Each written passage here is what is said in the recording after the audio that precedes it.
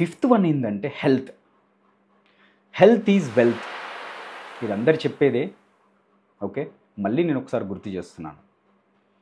హెల్త్కి చాలా ఇంపార్టెన్స్ ఇవ్వండి దాన్ యువర్ వర్క్. ఎప్పుడు హెల్త్ మీద సోయి లేకుండా వర్క్ చేయడం కాదు.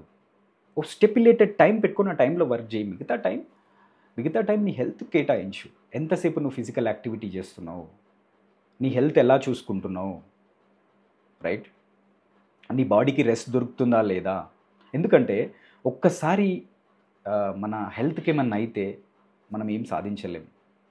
కాబట్టి ఈ వర్క్ లైఫ్ బ్యాలెన్స్ అనేది అందుకే అంటుంటారు, వర్క్ చేయి, లైఫ్ని కూడా చూసుకో. This is far important. If you ask me what is important for you, work or life? Life. Work చేయకపోయినా ఏదో ఒక పని చేసుకొని నాకు ఇష్టమైంది, నాకు టఫ్ ఉన్న వర్క్ పక్కన పెట్టేసి నా ఇష్టం ఉన్న పని చేసుకుంటా. అప్పుడు ఆ చిన్న పని చేయడానికన్నా నీకు హెల్త్ ఉండాలి కదా. Do not under estimate the power of health. Health is everything. Health is wealth and health is everything. Minimum walking ఉండేటట్టు చూసుకోండి. మినిమం ఒక 45 minutes వాక్ ఎవ్రీడే. వాకింగ్ కాకపోయినా ఏదో ఒక ఫిజికల్ యాక్టివిటీ. నేను రీసెంట్గా న్యూస్లో చదివాను, ఏ శారీరక శ్రమ అయినా కానీ హెల్త్కి చాలా మంచిదంట.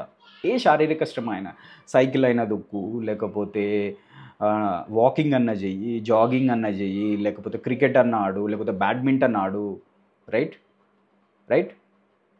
So any physical activity is very good, right? Good for health. Okay, నేను ఫాలో అవుతున్నాను డెఫినెట్గా. I'm seeing lot of changes. The way you think, నీ థాట్ ప్రాసెస్ కానీ ఇవన్నీ చాలా మారిపోతాయి. లేజీగా ఉండొద్దు. మనకు మంచి థాట్స్ వస్తలేవా, కథం బయటికి వెళ్ళి నడవండి.